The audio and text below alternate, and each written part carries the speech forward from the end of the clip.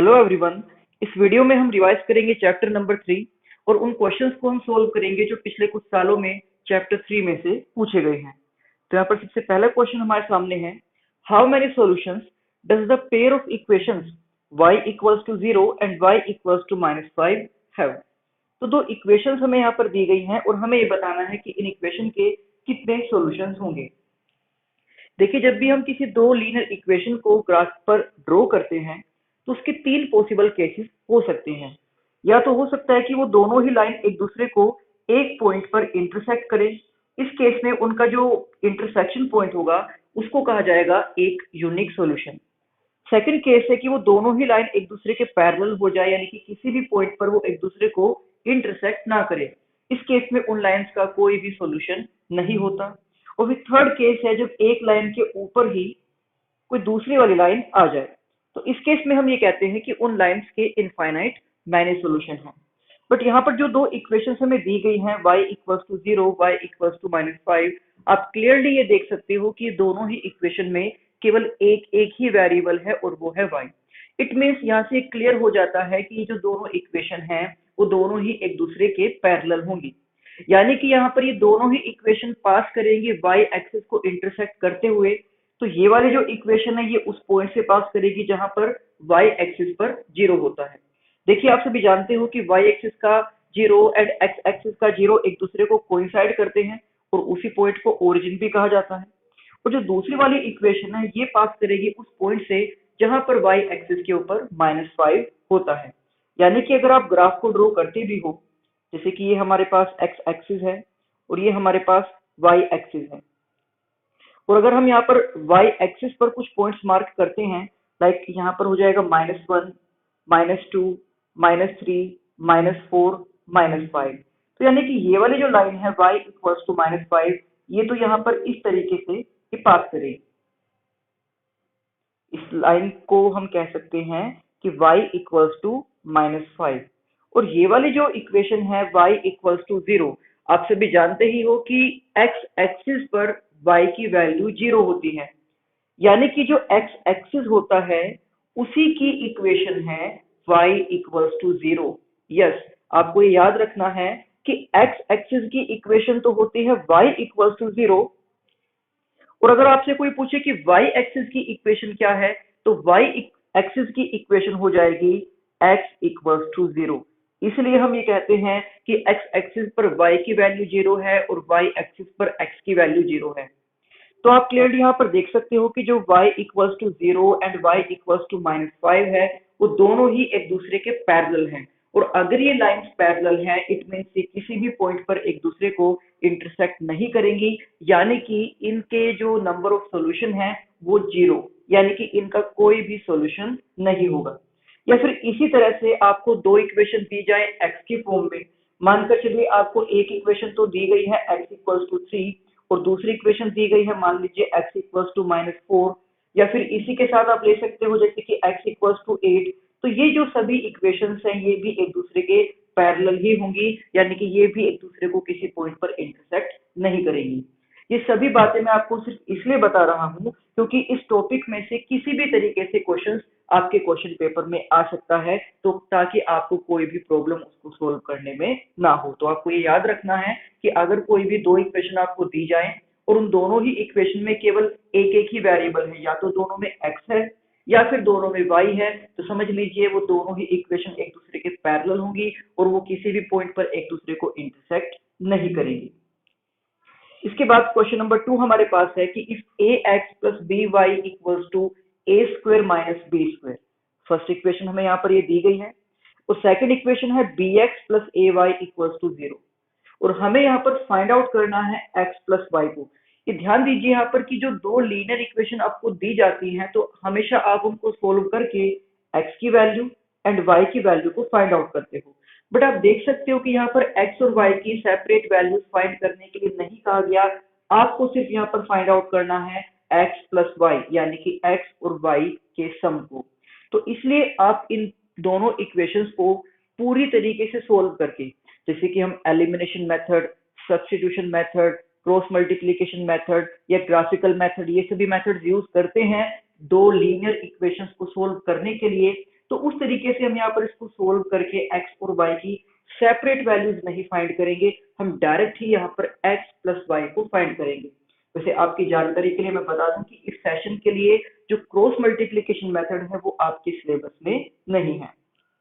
तो देखिए x plus Y को फाइंड करने के लिए हम जस्ट सिंपली क्या करेंगे कि हम इन दोनों ही इक्वेशन को ऐड कर देंगे, क्योंकि जब इनको ऐड किया जाएगा तभी वहां पर x प्लस वाई जैसा कुछ आएगा। तो फर्स्ट इक्वेशन को और सेकंड इक्वेशन को हमने यहाँ पर लिख दिया है। तो जब इनको ऐड किया जाएगा, देखिए यहाँ पर जो ax है, अगर उसको हम ए वाई के साथ ऐड कर दें तो दोनों में से ए कॉमन आ जाएगा, और यहाँ पर इसको ए को कॉमन लेकर हम लिख सकते हैं कि ए इंटू एक्स प्लस वाई। इसी तरह से जब बी वाई के साथ हम ऐड कर देंगे इस बी एक्स को, तो यहाँ पर भी इन दोनों में से हम b को कॉमन लेकर लिख सकते हैं b into x plus Y. और इसके साथ इन दोनों इक्वेशंस की जो राइट हैंड साइड है A square minus B square and 0, जब इनको हम ऐड करेंगे तो इनका sum A square minus B square सिर्फ इतना ही आएगा। तो अब यहाँ पर हमने इन दोनों इक्वेशंस को ऐड कर दिया है, और ऐड करने के बाद ये स्टेटमेंट हमारे पास आई है।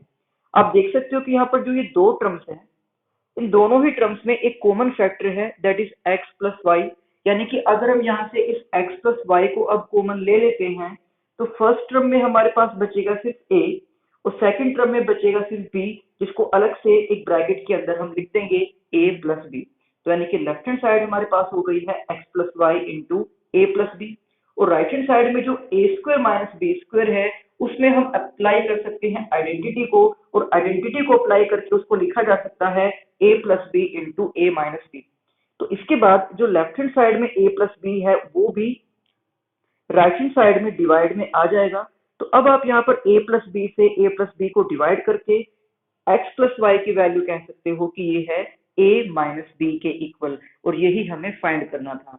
तो देखिए यहाँ पर हमने x और y की सेपरेट वैल्यूज को फाइंड नहीं किया, क्योंकि हमें जस्ट सिंपली फाइंड आउट करना था x प्लस वाई को। तो यहाँ पर इसका आंसर हो गया है a माइनस बी। अब इसके बाद नेक्स्ट क्वेश्चन है, for what value of k the pair of equations 4x minus 3y equals to 9 and 2x plus ky equals to 11 has no solution। कि यहाँ पर k की किस वैल्यू के लिए इन दोनों इक्वेशंस का कोई भी सॉल्यूशन नहीं होगा। तो देखिए सम नंबर 1 में जो तीन केसेस मैंने आपको बताए थे, इंटरसेक्टिंग, पैरेलल एंड कोइंसिडेंट, तो उन तीनों को ये चेक करने के लिए कि जो लाइंस है वो किस तरह का केस बनाएंगी, कि वो इंटरसेक्टिंग होंगी या पैरेलल होंगी या फिर वो कोइंसिडेंट होंगी, यानी कि एक लाइन के ऊपर ही दूसरी लाइन आ जाएगी। हम सिर्फ उन दोनों इक्वेशंस में जो कोफिशिएंट्स या कांस्टेंट टर्म्स दी जाती हैं उनके रेशियोज को चेक करते हैं। लाइक हम ये मानकर चलते हैं कि कोई भी जो दो लीनियर इक्वेशंस आपको दी गई हैं उनकी जनरल फॉर्म है a1x plus b1y plus c1 equals to 0। ये कांस्टेंट टर्म को आप लेफ्ट हैंड साइड में भी लिख सकते हो या फिर आप इसको राइट हैंड साइड में भी लिख सकते हो। इसी तरह से फिर सेकंड इक्वेशन को मान लेते हैं a2x plus b2y plus c2 equals to 0। तो सबसे पहले हम यहाँ पर फाइंड करते हैं a1 bye a2 and b1 bye b2 को, और अगर ये दोनों ही एक दूसरे के इक्वल नहीं होते हैं तो हम ये कहते हैं कि जो लाइंस होंगी, जो इक्वेशंस होंगी वो इंटरसेक्टिंग लाइन होंगी, यानी कि उनका एक यूनिक सॉल्यूशन होगा। बट अगर a1 bye a2 and b1 bye b2 ये दोनों एक दूसरे के इक्वल हो जाते हैं तो उस केस में हम चेक करते हैं फिर c1 बाय c2 को, और अगर c1 बाय c2 उन दोनों के इक्वल नहीं होता है तो हम ये कहते हैं कि वो लाइंस एक दूसरे के पैरेलल हैं, यानी कि वो किसी भी पॉइंट पर एक दूसरे को इंटरसेक्ट नहीं करेंगे, यानी कि वो पैरेलल लाइंस होंगी, उनका कोई सोल्यूशन नहीं होगा। और अगर a1 bye a2, b1 bye b2, c1 bye c2 अगर ये तीनों ही एक दूसरे के इक्वल हो जाते हैं तो हम ये कहते हैं कि वो लाइंस कोइंसिडेंट होंगी, यानी कि वो उनके इनफाइनाइट मैनी सॉल्यूशंस होंगे, एक लाइन के ऊपर ही दूसरी लाइन आ जाएगी। तो अब यही चीज हमें यहाँ पर चेक करनी है इस सम के लिए, जबकि हमें कहा गया है पहले से कि इन दोनों इक्वेशंस का कोई भी सॉल्यूशन नहीं है। तो अगर इन इक्वेशन का कोई भी सॉल्यूशन नहीं है तो नो सॉल्यूशन वाली जो कंडीशन होती है जो अभी मैंने आपको बताई, यानी कि पैरेलल लाइन वाली कंडीशन कि a1 bye a2, b1 bye b2 तो इक्वल होंगे बट c1 बाय c2 उनके इक्वल नहीं होना चाहिए। तो देखिए a1 a2 तो हो जाएंगे 4 एंड 2, यानी दोनों ही इक्वेशन में जो x के कोफिशिएंट्स हैं वो हो जाएंगे a1 एंड a2, तो उसको हमने लिख दिया है 4/2। इसी के बाद b1 एंड b2 यानी कि दोनों इक्वेशन में जो y के कोफिशिएंट्स हैं, तो फर्स्ट इक्वेशन में y का कोफिशिएंट है -3, सेकंड इक्वेशन में y का कोफिशिएंट है k, तो यहाँ पर इसको हमने लिख दिया है -3/k। उसके बाद c1/c2 यानी कि दोनों ही इक्वेशन में जो कांस्टेंट टर्म्स हैं दैट इज 9 एंड 11, तो यहाँ पर हमने उसको लिख दिया है 9/11। और आप ध्यान दीजिए कि यहाँ पर जो C1/C2 है वो इन दोनों के इक्वल नहीं होना चाहिए, तभी वो इक्वेशन नो सॉल्यूशन वाली यानी कि पैरेलल लाइंस वाली कहलाएंगी। तो अब क्योंकि यहाँ पर 9/11 इनके इक्वल नहीं है, तो इसलिए हम इसका कोई यूज करेंगे ही नहीं। हम सिर्फ इन दोनों को ही एक दूसरे के इक्वल में रखकर k की वैल्यू को फाइंड करेंगे। तो सबसे पहले तो यहाँ पर 2 से 4 2 पर डिवाइड हो गया, तो ये बच गया है 2, और -3/k को यहाँ पर हमने लिख दिया है। उसके बाद k को मल्टीप्लाई करेंगे यहाँ पर 2 के साथ, तो ये हो जाएगा 2k equals to -3, and then इस 2 को हम लेकर जाएंगे राइट हैंड साइड में डिवाइड में, तो यहाँ पर k की वैल्यू आ जाएगी -3/2, और यही इस सम का आंसर है। इसके बाद है next question number 4, find whether the following pair of linear equations is consistent और इनकंसिस्टेंट। देखिए दो इक्वेशंस के जो मैंने आपको 3 केसेस बताए हैं, इंटरसेक्टिंग, पैरेलल एंड कोइंसिडेंट, तो इनमें से आप देख सकते हो कि जो फर्स्ट वाला केस है यानी कि इंटरसेक्टिंग वाला, उसमें उन लाइंस का एक सॉल्यूशन है, वन यूनिक सॉल्यूशन है। सेकंड वाला जो केस है यानी कि पैरेलल लाइंस वाला, उसमें उन इक्वेशन का कोई भी सॉल्यूशन नहीं है। और जो थर्ड वाला केस है उसमें उन दोनों लाइंस के मैनी सॉल्यूशन है। तो इस तरह से एक इंटरसेक्टिंग वाला केस और एक कोइंसिडेंट वाला केस, यानी कि इन दोनों में कोई ना कोई सॉल्यूशन है, चाहे वो सॉल्यूशन एक है या फिर मैनी है। बट पैरेलल लाइन वाले केस में उनका कोई भी सॉल्यूशन नहीं है। तो इसलिए जब भी कोई दो इक्वेशंस एक दूसरे के पैरेलल होती हैं, तो उनको कहा जाता है इनकंसिस्टेंट। जिस केस में इक्वेशन का कोई सॉल्यूशन नहीं होता है, आप जानते ही हो कि पैरेलल लाइन वाले केस में इक्वेशंस का कोई सॉल्यूशन नहीं होता, तो उसको तो कहा जाता है इनकंसिस्टेंट। बट जिस जिस केस में लाइंस के सॉल्यूशन होते हैं, चाहे फिर वो एक सॉल्यूशन हो या वो अनेक सॉल्यूशन हो, उनको कहा जाएगा कंसिस्टेंट। तो अब यहाँ पर हमें यही चेक करना है कि जो दो इक्वेशंस हमें दी गई हैं कि वो कंसिस्टेंट हैं या फिर वो इनकंसिस्टेंट हैं। तो अगर यहाँ पर इक्वेशंस इंटरसेक्टिंग और कोइंसिडेंट वाली होंगी तब तो उनको कहा जाएगा कंसिस्टेंट, बट अगर वो पैरेलल लाइंस वाली होंगी तो उनको कहा जाएगा इनकंसिस्टेंट। तो इसके लिए सबसे पहले हम फाइंड करेंगे a1/a2 को, यानी कि दोनों ही इक्वेशन में जो x के कोफिशिएंट्स हैं उनका रेशियो। तो ये आप देख सकते हो कि दोनों ही इक्वेशंस में जो x के कोफिशिएंट्स हैं वो है 3 एंड 6, तो यहाँ पर a1/a2 मीन्स 3/6, जिसको सोल्व करके 1/2 लिख सकते हैं। इसके बाद b1/b2 यानी कि दोनों इक्वेशंस के y के कोफिशिएंट्स का रेशियो वो है 2 एंड -4, तो 2/-4, इसको सोल्व करके हम -1/2 लिख सकते हैं। देखिए -1/2 लिख सकते हो या 1/-2 लिख सकते हो, दोनों एक दूसरे के इक्वल ही होते हैं। तो अब यहाँ पर हमने जब a1/a2 एंड b1/b2 को फाइंड किया है, तो a1/a2 की वैल्यू तो है 1/2, बट b1/b2 की वैल्यू है -1/2, और क्लियरली आप देख सकते हो कि ये दोनों ही एक दूसरे के इक्वल नहीं है। तो अगर a1/a2 b1/b2 के इक्वल नहीं होता है, तो इस तरह की लाइंस को हम कहते हैं इंटरसेक्टिंग लाइन। और इंटरसेक्टिंग लाइन है यानी कि अगर वो दोनों एक दूसरे को एक सिंगल पॉइंट पर इंटरसेक्ट कर रही हैं, तो उस पॉइंट को कहा जाएगा उन्हीं इक्वेशंस का एक यूनिक सॉल्यूशन। और ये मैंने आपको बताया था कि सॉल्यूशन चाहे एक हो या अनेक हो, उस केस में इक्वेशंस को कंसिस्टेंट कहा जाता है। इसके बाद है क्वेश्चन नंबर 5, इसकी स्टेटमेंट है check graphically whether the pair of equations 3x minus 2y plus 2 equals to 0 and 32x minus y plus 3 equals to 0 is consistent। देखिए यहाँ पर भी हमें इनकी कंसिस्टेंसी को ही चेक करना है, यानी कि यही बताना है कि इक्वेशंस कंसिस्टेंट है या इनकंसिस्टेंट है। तो सिंपली यहाँ पर भी हम a1 bye a2, b1 bye b2 and c1 bye c2 की हेल्प से इसको चेक कर सकते थे। बट यहाँ पर स्टेटमेंट में ही क्लियरली ये कह दिया गया है कि चेक ग्राफिकली, यानी कि ग्राफ पर बनाने के बाद ही हमें ये चेक करना है कि इक्वेशंस कंसिस्टेंट हैं या नहीं। उसके बाद फिर हमें कहा गया है कि also find the coordinates of the points where the graph of the equations meet the Y axis, यानी कि इन दोनों इक्वेशंस के जो ग्राफ होंगे, जो लाइंस होंगी, वो वाई एक्सिस को जिस पॉइंट पर इंटरसेक्ट करेंगी उन पॉइंट्स के कोऑर्डिनेट्स भी हमें फाइंड करने हैं। तो सबसे पहले अब हमें यहाँ पर इन दोनों ही इक्वेशंस को ग्राफ पर ड्रॉ करना होगा। तो देखिए, किसी भी लीनियर इक्वेशन को ग्राफ पर ड्रॉ करने के लिए आपको वहां पर उसमें से कम 2 पॉइंट्स फाइंड आउट करने होते हैं।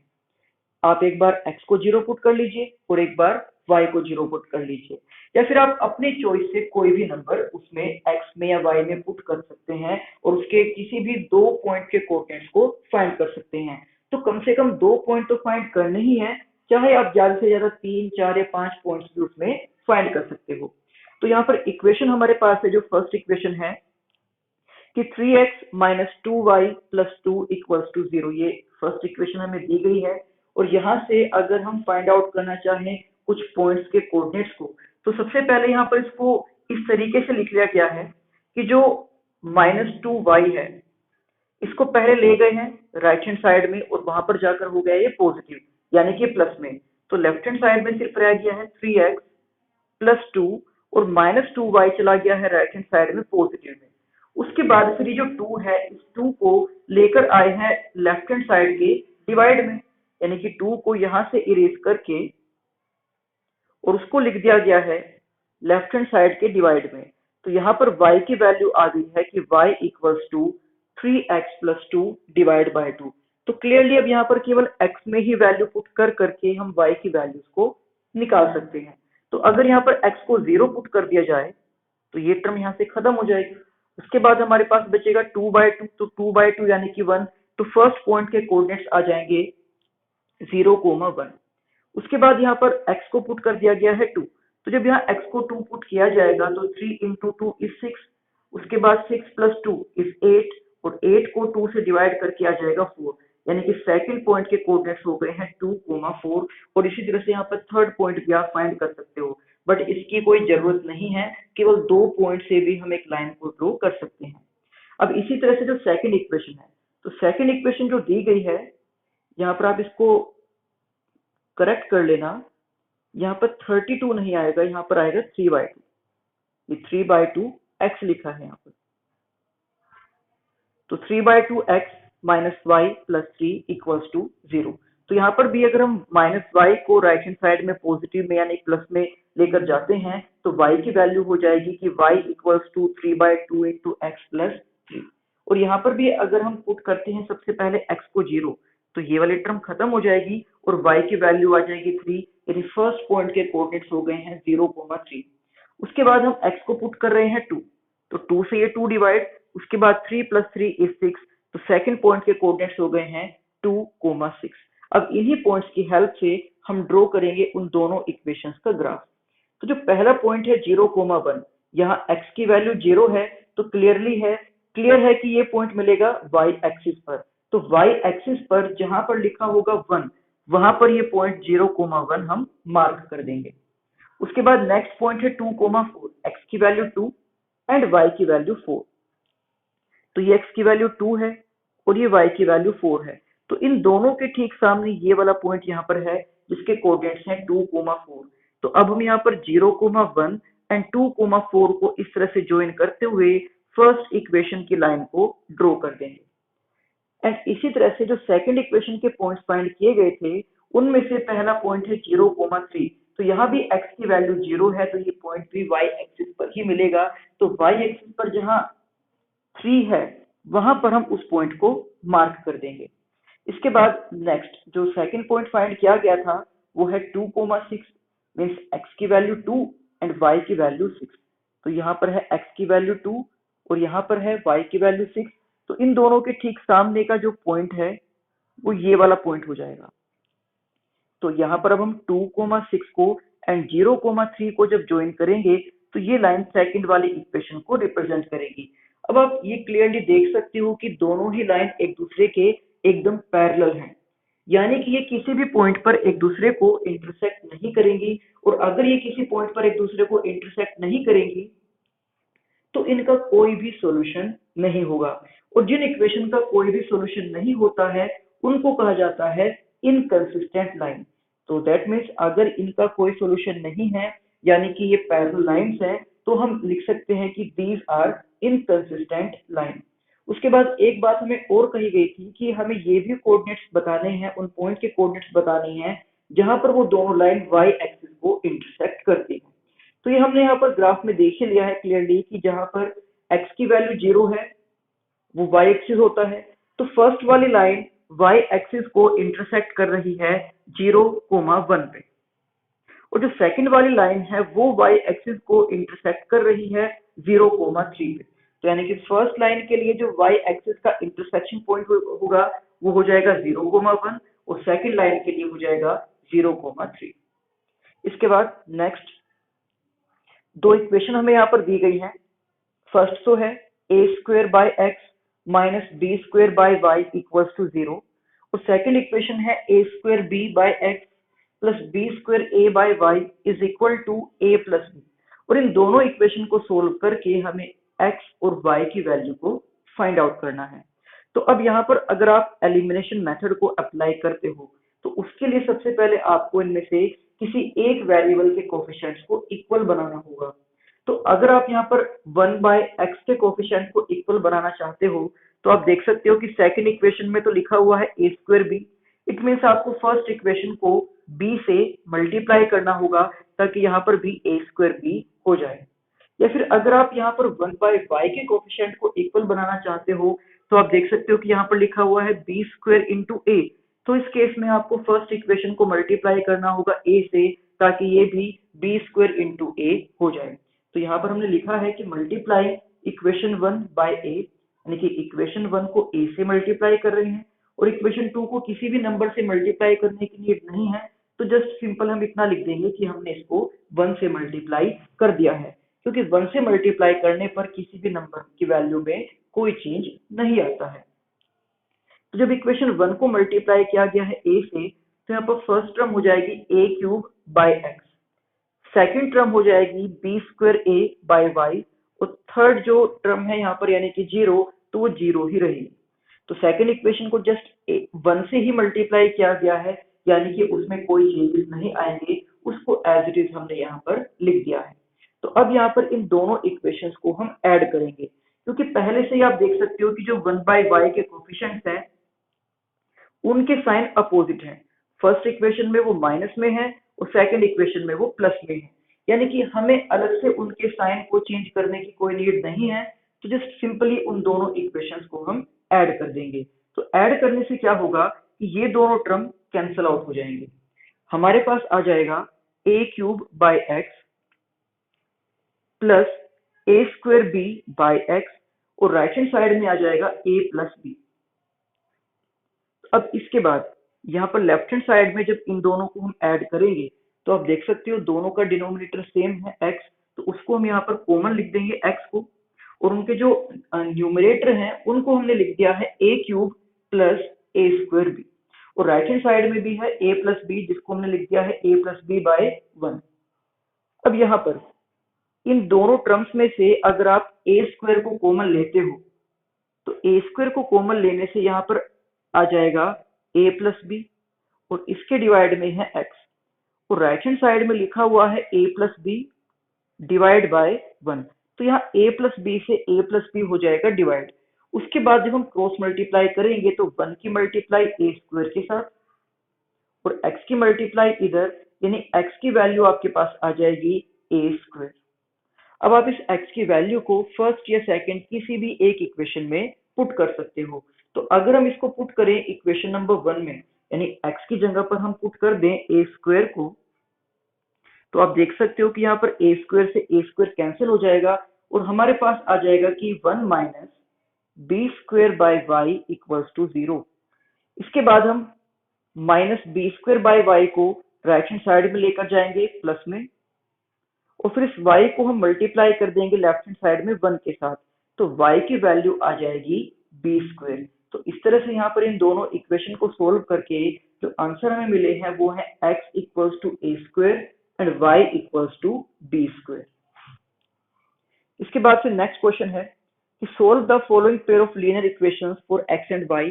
तो दो इक्वेशन हमें यहाँ पर दी गई हैं, इनको सोल्व करके हमें x और y की वैल्यू को फाइंड करना है। तो यहाँ पर आप एलिमिनेशन, सब्स्टिट्यूशन या किसी भी एक मेथड को अप्लाई कर सकते हो, बट आप यहाँ पर देख सकते हो कि इन इक्वेशन में जो x y के कोफिशिएंट्स हैं या जो कांस्टेंट टर्म है वो ज्यादा बड़े नंबर्स वहां पर दिए गए हैं। तो वैसे तो आप एलिमिनेशन से भी या सब्स्टिट्यूशन से भी सोल्व कर सकते हो, बट हो सकता है कि वहां पर आपको कैलकुलेशन में थोड़ी सी प्रॉब्लम आए और वहां पर हो सकता है मिस्टेक होने के चांसेस भी ज्यादा हो जाए।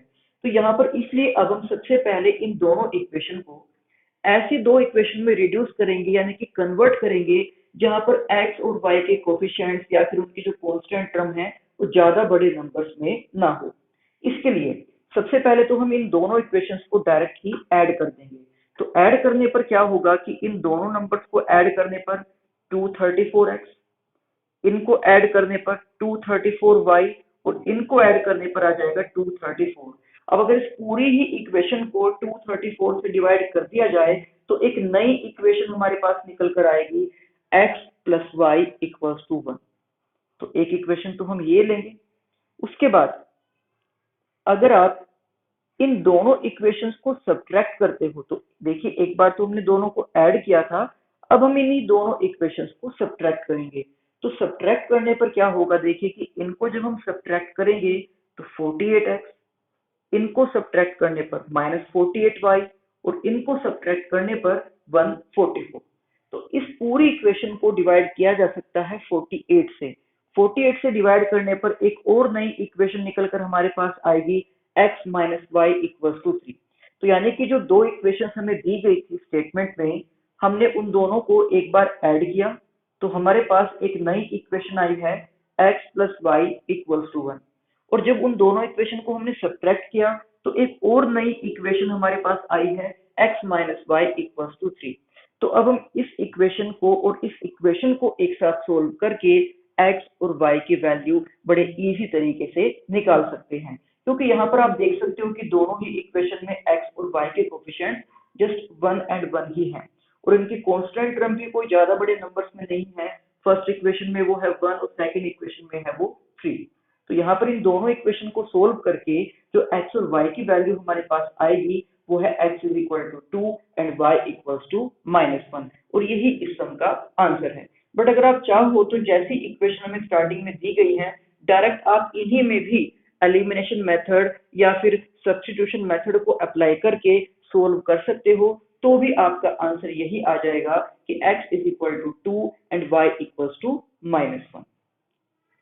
उसके बाद नेक्स्ट क्वेश्चन नंबर 8 है, जिसमें कि हमें दो इक्वेशन दी गई हैं और क्लियरली ये कहा गया है कि इन इक्वेशन को एलिमिनेशन मेथड से ही सोल्व करना है।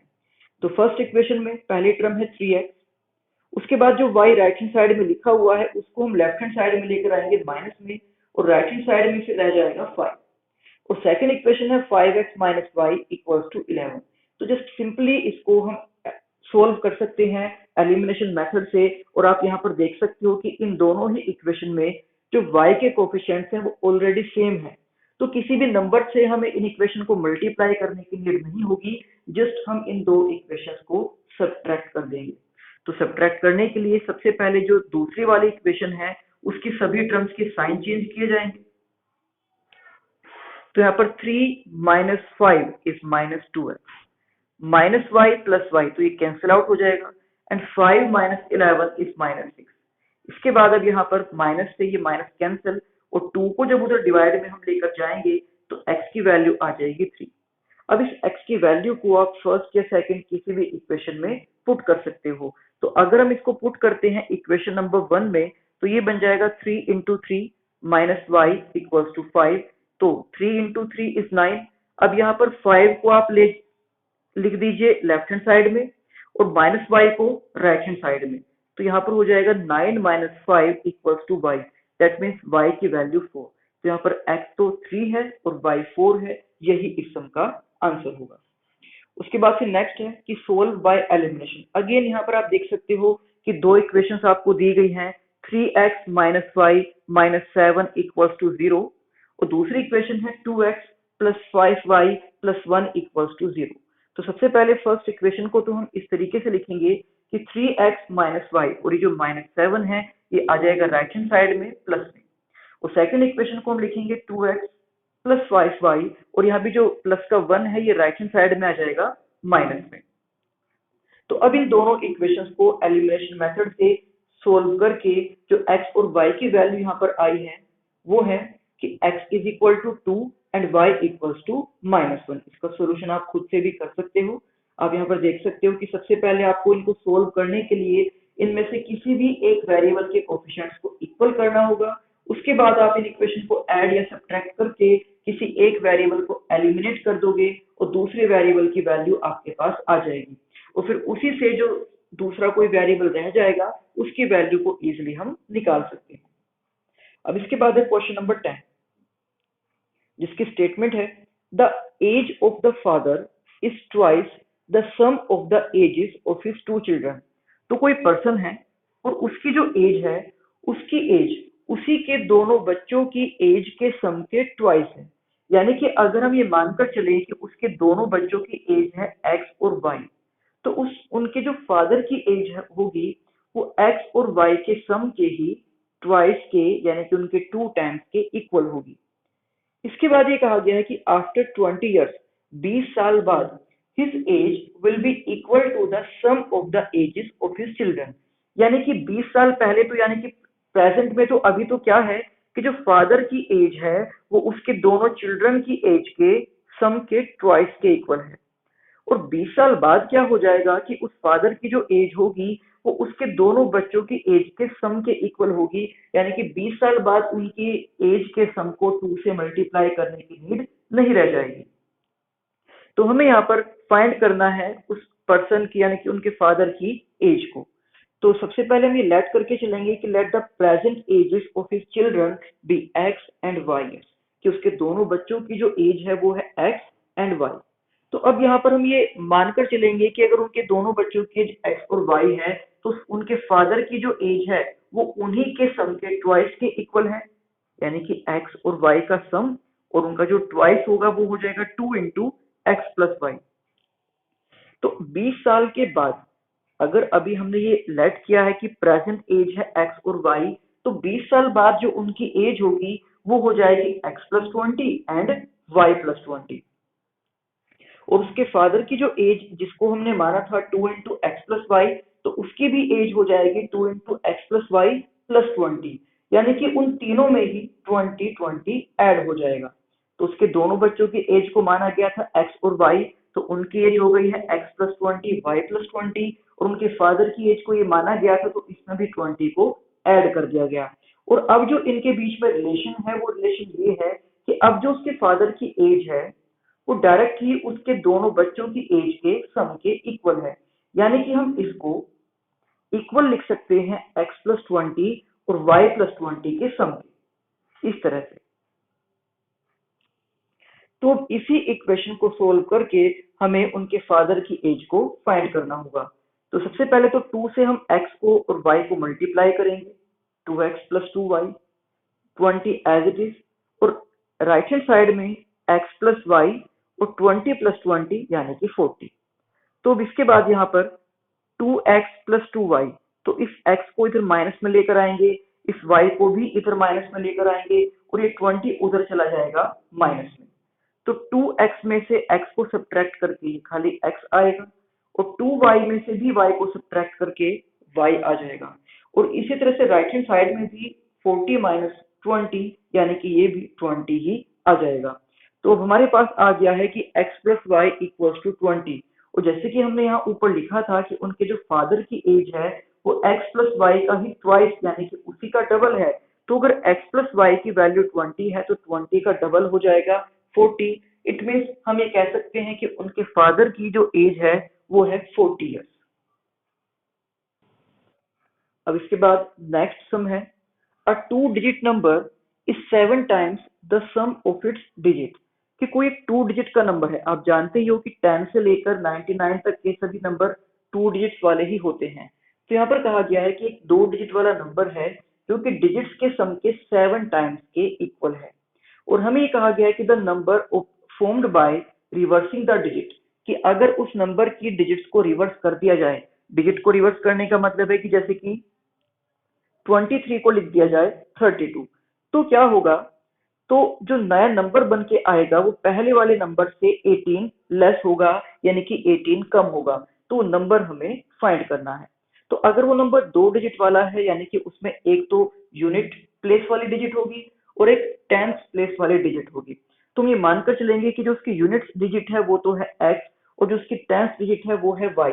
तो जब भी हम इस तरह से x और y की फॉर्म में उनकी यूनिट डिजिट को और 10 डिजिट को लेट करते हैं, तो जब वो नंबर हम लिखते हैं वो नंबर इस तरीके से लिखा जाएगा कि जो 10 डिजिट हमने लेट किया है उसको हम मल्टीप्लाई करेंगे 10 के साथ, और फिर जिसको यूनिट डिजिट हमने लेट किया है वो उसमें ऐड कर दिया जाएगा।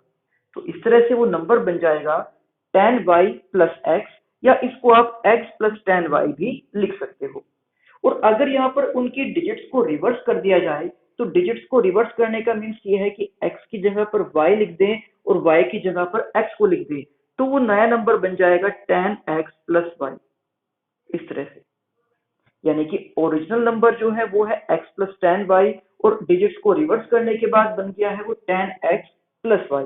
क्वेश्चन के अकॉर्डिंग जो स्टेटमेंट हमें दी गई है वो क्या है कि जो ओरिजिनल नंबर हमारा है, यानी कि जो x प्लस 10y है, वो दोनों ही डिजिट्स के सम के, यानी कि x और y के सम के 7 टाइम्स के इक्वल है, 7 इंटू एक्स प्लस वाई। तो अब यहाँ पर हम x और y के टर्म्स को एक ही तरफ कंबाइन करके एक फर्स्ट इक्वेशन बना लेंगे, जो कि यहाँ पर आ गई है y इक्वल्स टू 2x। आप इसको y इक्वल्स टू 2x भी लिख सकते हो, या 2x minus y equals to 0 ऐसे भी लिख सकते हो। और जो नेक्स्ट सेकंड कंडीशन हमें दी गई थी कि डिजिट्स को अगर रिवर्स कर दिया जाए, तो जो नया नंबर आएगा वो पहले वाले नंबर से 18 लेस होगा, यानी 18 कम होगा, मीन्स उन दोनों का डिफरेंस 18 होगा। तो ये तो है हमारा ओरिजिनल नंबर यानी पहले वाला नंबर, और ये वो नंबर है जो डिजिट्स को रिवर्स करने के बाद ऑब्टेन हुआ था। तो इन्हीं दोनों का डिफरेंस है 18। तो यहाँ पर भी x और y के टर्म्स को कंबाइन करके जो सेकंड इक्वेशन बनेगी उसको, और फर्स्ट इक्वेशन को एक साथ सोल्व करके हम यहाँ पर x और y की वैल्यू को फाइंड कर लेंगे। तो यहाँ पर x की वैल्यू तो आई है 2 और y की वैल्यू आई है 4। अब देखिए हमने x तो माना था यूनिट्स प्लेस को, जिसकी वैल्यू हमारे पास 2 आई है, और y हमने लेट किया था 10th डिजिट को, जिसकी वैल्यू हमारे पास 4 आई है। इट मीन्स वो नंबर हो जाएगा 42, और यही इस सम का आंसर है।